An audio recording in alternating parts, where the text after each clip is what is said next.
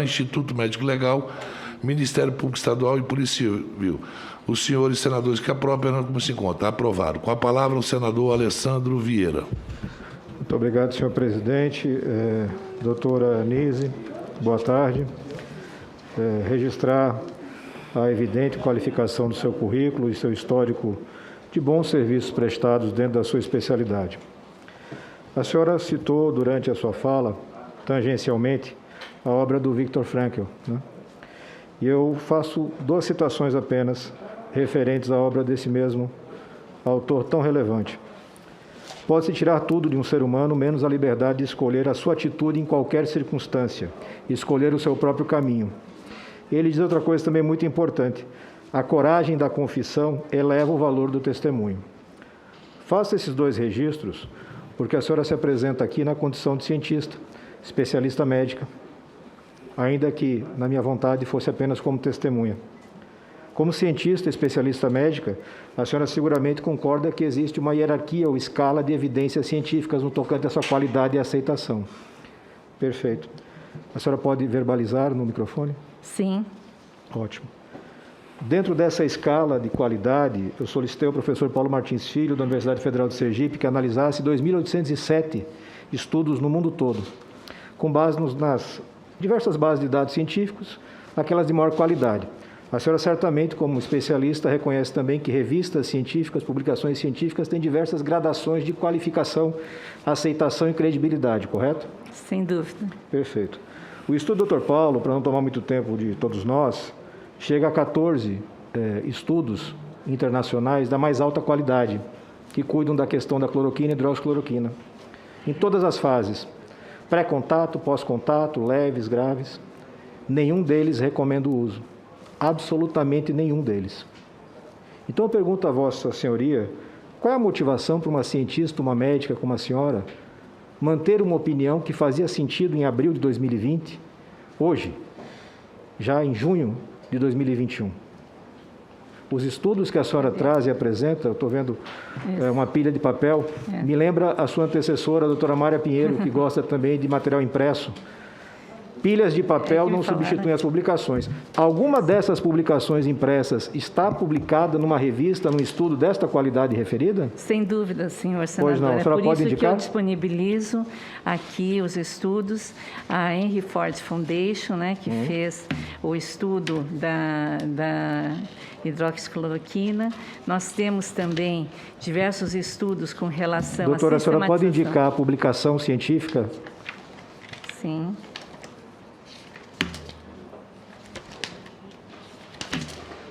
Só a publicação científica, doutora.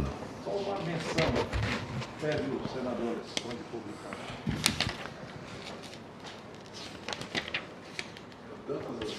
publicar. Acho que tem muitas. É que nenhuma delas corresponde ao padrão científico referido. A gente está falando de estudos, doutora, para facilitar o seu trabalho. Eu estou pedindo à Vossa Senhoria estudos que tenham revisão sistemática com ou sem meta-análise, qualificadas, feitas por instituições sérias, publicadas em revistas sérias. Eu gostaria que a senhora pudesse me indicar alguma delas. Exatamente. Nós temos uma série, principalmente do Henry Ford Foundation, mostrando que essa publicação com revisão sistemática da literatura, ela traz uma informação com relação aos dados nos Estados Unidos da utilização da hidroxicloroquina dessas instituições.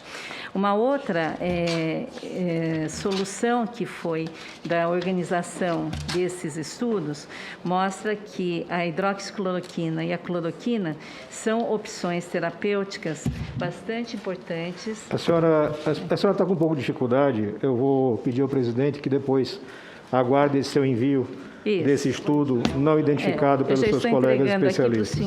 Não, a senhora está entregando uma pilha de papel que significa muito pouco para a CPI, porque efetivamente não corresponde àquilo que os seus colegas cientistas, médicos especialistas referendam como conhecimento de alta qualidade. Lembre bem, doutora, a gente não está tratando aqui da autonomia do médico. O médico, no seu trato com o paciente, tem autonomia, nós sabemos disso, nenhuma discussão nesse sentido há na CPI. Há sim a discussão da política pública que foi traçada, aparentemente com base em evidências científicas de baixa qualidade ou insuficientes.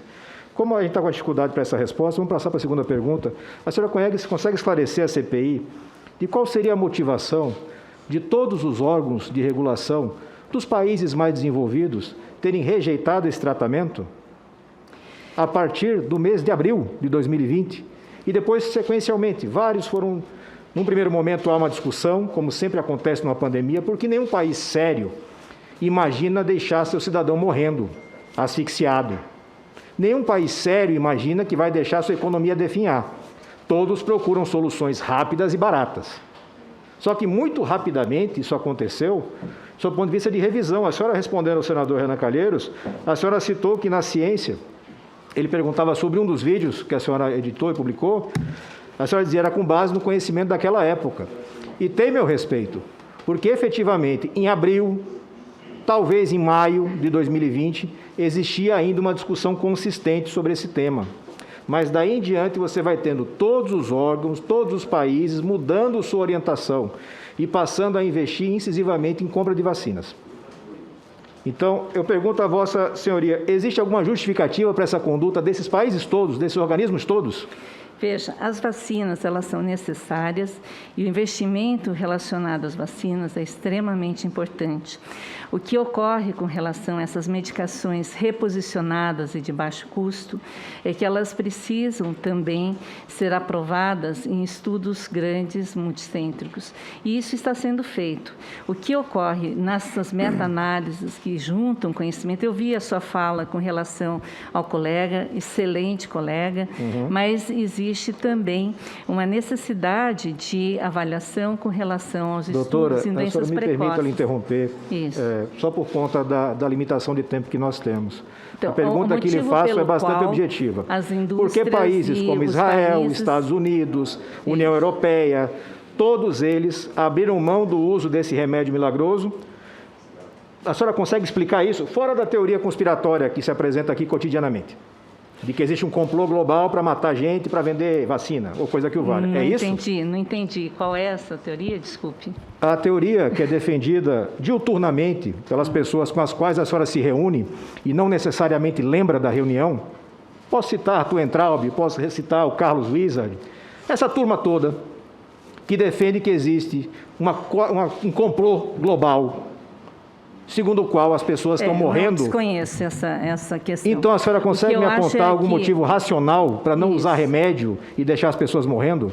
Não, existem vários países que estão realmente, nesse momento, discutindo a questão da hidroxicloroquina.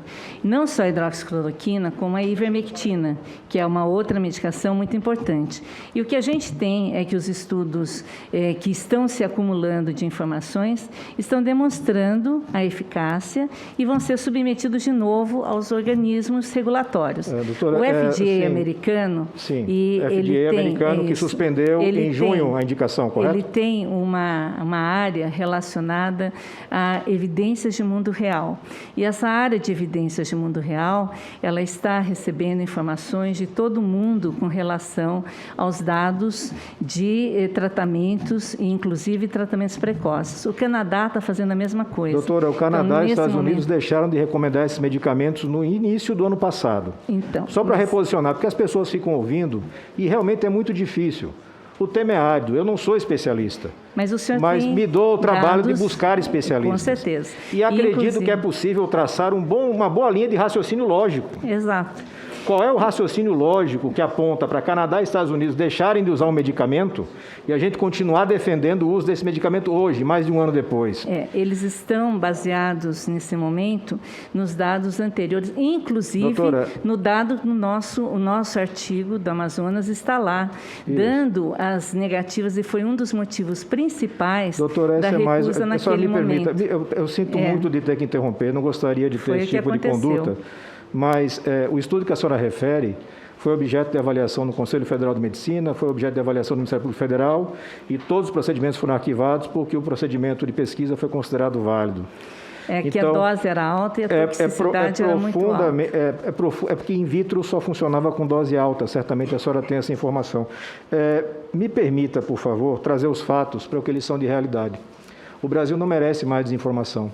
Eu não citei o Vitor Frankl à toa, ou para ilustrar uma fala, é porque realmente eu tenho a expectativa que uma pessoa que tem a sua formação, a sua inclinação humanitária, em algum momento faça um juízo de revisão de consciência. Porque é inacreditável que um profissional médico de alta qualificação rejeite todas as orientações das grandes instituições científicas, das grandes entidades de regulação, dos países que são referência em saúde e continue persistindo em falas que são, infelizmente, lastreadas apenas em artigos de menor qualificação. Eu pergunto, a senhora tem algum tipo de vinculação política com o governo? Não. A sua irmã foi candidata a deputada pelo partido do governo? Ela foi. Perfeito. Ela acompanhou a senhora nessas reuniões? Ela tem ideias próprias, não. Fico feliz em sabê-lo. Espero que isso ajude o governo em algum ponto.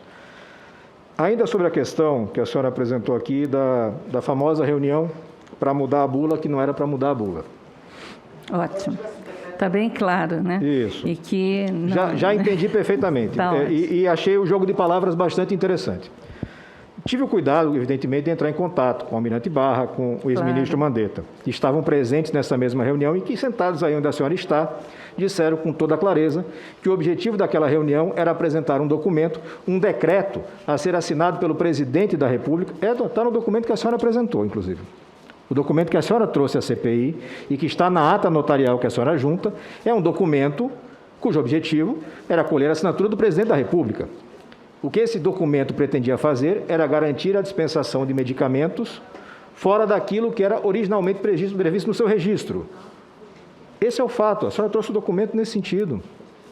Então, esse jogo de palavras para dizer que não era para alterar a bula, era para ter um documento oficial do presidente que passasse por cima da Anvisa, passasse por cima do Ministério, passasse por cima de todos e disponibilizasse um caminhão de cloroquina ou hidroxicloroquina para as pessoas, quando não existia já naquele momento nenhuma evidência que desse lastro a isso.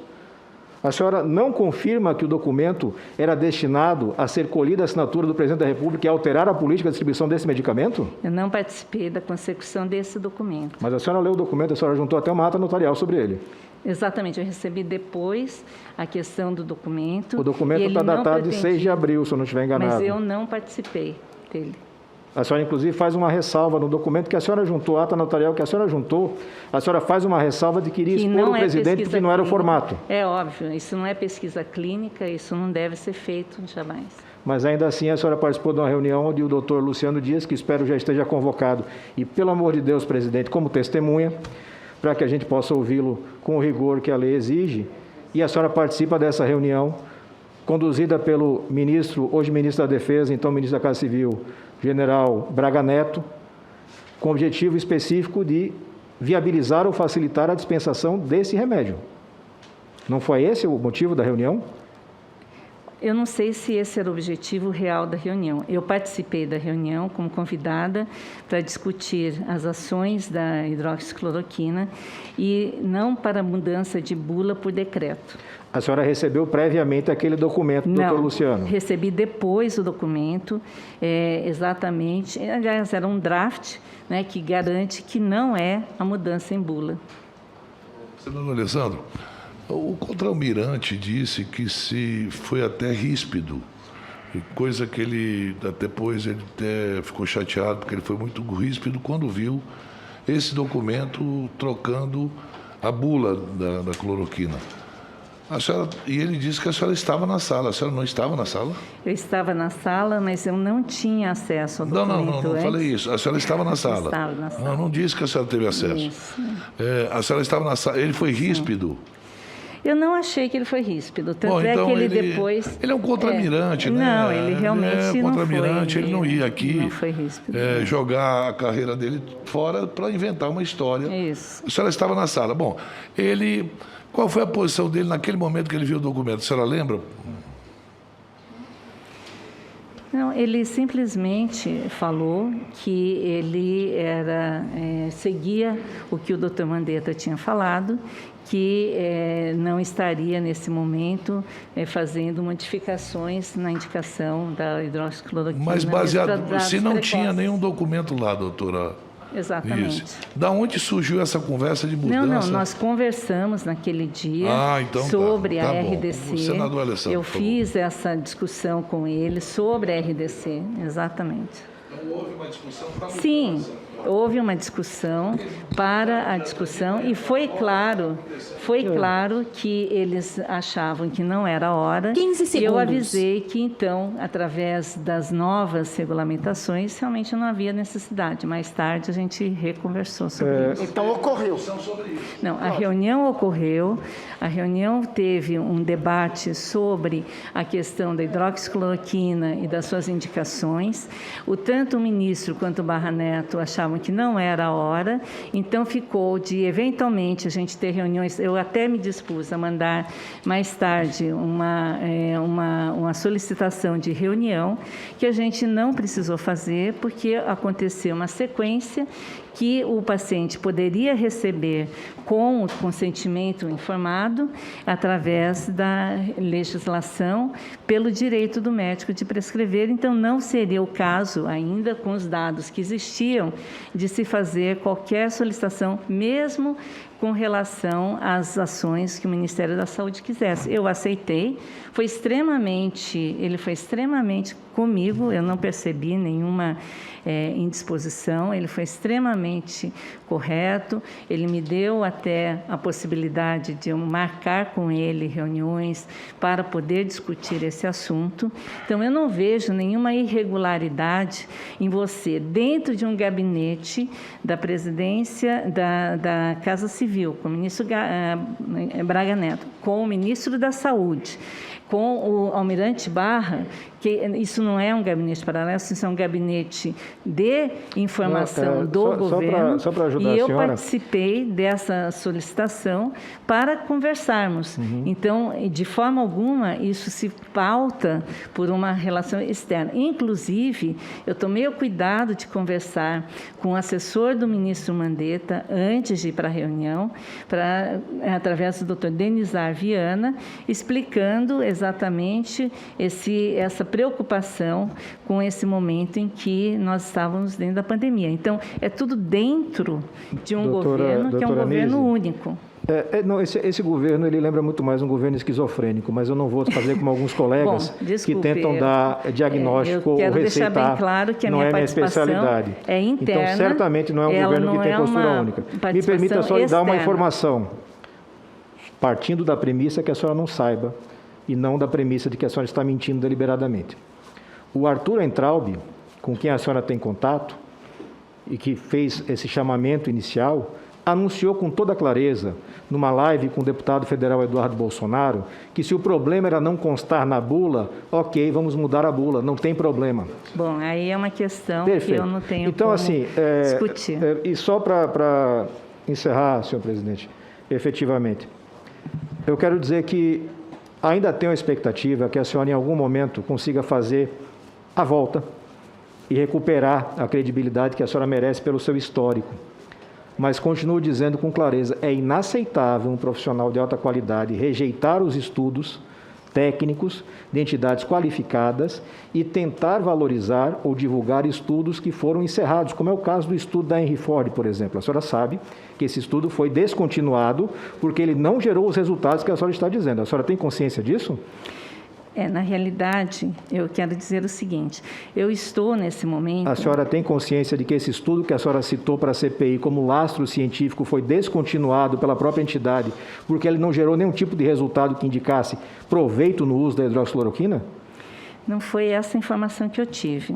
Qual foi a informação que a senhora teve? A informação que eu tive é que ele foi publicado, ele tem um lastro científico, sim, e ele tem uma evolução benéfica dos pacientes. Foi essa informação que eu tive. Eu vou pedir a juntada do documento posterior. Não, só um mas minutinho. assim, foi essa informação que eu tive A senhora disse que dentro das informações. foi publicado, mas a senhora não leu a publicação.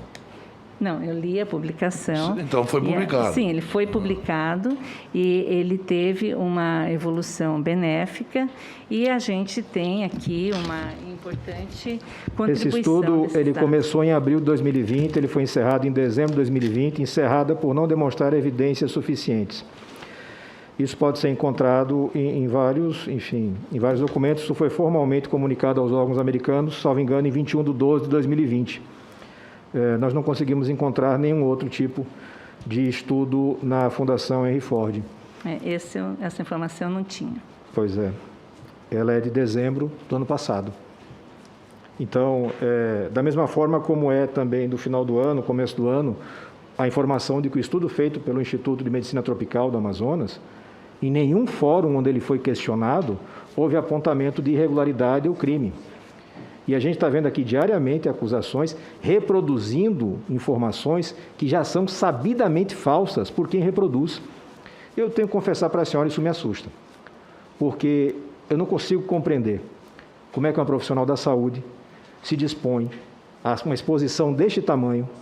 Eu não sei que nível de vontade, de ter esse acesso, ou de vaidade, não sei, que coloca um profissional com a qualidade que a senhora tem numa situação como essa. Eu profundamente lamento e desejo que a senhora consiga retomar o seu rumo. Qualquer acusação contra os profissionais do Instituto de Medicina Tropical e da Fiocruz do Amazonas é de uma irresponsabilidade tamanha, porque eu os conheço, fui governador no meu estado, me orgulho muito do trabalho que o Instituto de Medicina Tropical faz e a Fiocruz faz no meu estado. Porque lá nós temos doenças que o mundo todo vai atrás do conhecimento deles, porque eles pesquisam, de fato, e não têm responsabilidade de publicar qualquer coisa sem antes pesquisar bastante. Por isso, fora o conhecimento técnico, científico que eles têm, é de um respeito grande. E não creio que alguém faria um teste simplesmente para matar a pessoa só para dizer que a cloroquina não serviria.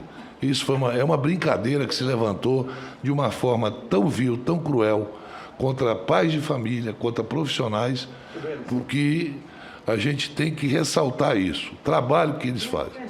E continuam perseguindo, ameaçados por gangues travestidos de pessoas honestas, do bem, como se fossem pessoas que irão para o céu quando forem a óbito. Não vão, vai tudo para o inferno, porque eles só conseguem fazer o mal, e um mal muito grande, propagando mentira, propagando inverdades contra famílias de bem e profissionais que são respeitados no mundo todo. Volto a repetir, os profissionais do Instituto de Medicina Tropical do meu estado, que eu me orgulho muito, do estado do Amazonas, são profissionais de altíssima qualidade. Não é qualquer profissional que conhece doenças tropicais como o Instituto de Medicina Tropical do Amazonas conhece no mundo, só para deixar isso bem claro.